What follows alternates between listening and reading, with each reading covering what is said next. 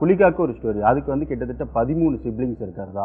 அந்த 13 சிப்லிங்ஸ்ல நிறைய பேர் இறந்துட்டதாகவும், அதுல வந்து ஒரு சிலர் இருக்காங்க. இந்த படத்துல பார்த்தீங்கன்னா தெரியும், ஒரு ஃபைட் வரும் ஃபாரஸ்ட்ல. அதுல வந்து பேர் வந்து சொல்லிக்கிட்டே வருவார், ஒவ்வொரு குளிகாவோட பேர் அப்படின்னு. சாவுண்டி குளிகா, அந்த சாவுண்டி குளிகான்றது குளிகாவுடைய சிஸ்டர்.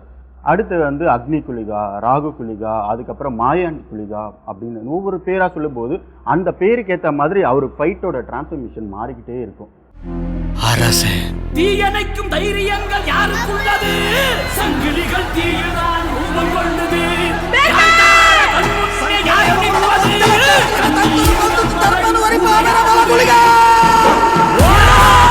அந்த சாவண்டி குளிகா கிளைமேக்ஸ்ல நமக்கு தெரியும்.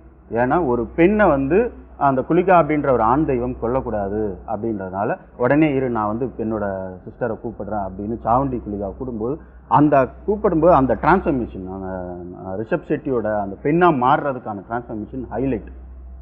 ஸோ இது எல்லாமே வந்து அதுக்கான இருக்கு அப்படின்றத வந்து படத்துல இவ்வளோ டீட்டெயில்டாக கொடுக்க முடியுமா அப்படின்ற ஒரு விஷயம்.